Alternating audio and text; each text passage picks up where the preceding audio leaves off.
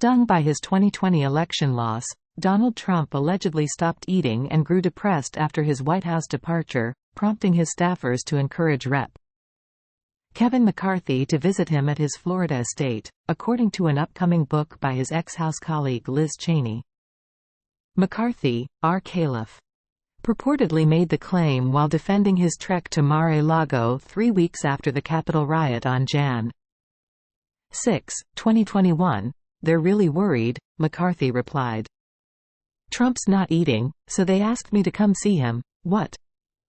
You went to Mar-a-Lago because Trump's not eating?" Cheney asked.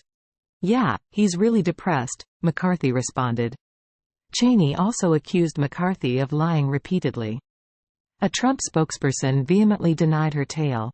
Liz Cheney is a loser who is now lying in order to sell a book that either belongs in the bargain bin of the fiction section or should be repurposed as toilet paper, campaign spokesman Stephen Chung told the Post.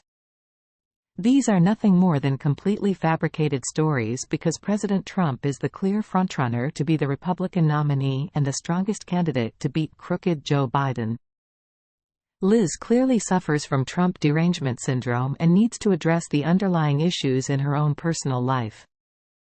A spokesperson for McCarthy echoed much of that sentiment toward Cheney, but stopped short of a flat denial. For Cheney, first it was Trump derangement syndrome, and now apparently it's also McCarthy derangement syndrome, the spokesperson said. McCarthy had been irate at Trump on Jan. 6, 2021, when rioters ransacked the Capitol. In a local radio interview days later, McCarthy recounted a phone call with the former president in the thick of the riot. "I was the first person to call him," he said on Kern. "I asked the president, he has a responsibility. You know what the president does, but you know what? All of us do." On Jan. 28, 2021, McCarthy trekked down to Trump's prized estate in Palm Beach and seemingly patched things up with the GOP heavyweight. The pair discussed topics such as strategies for Republicans to retake a majority in the House of Representatives, according to a public statement at the time.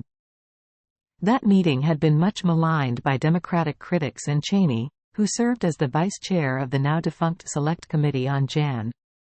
6. Several months later, in May of 2021, Cheney was booted from her perch as House Republican Conference Chair, the No. 3 House Republican slot at the time. Thanks for watching. Don't forget to subscribe, like, comment and share.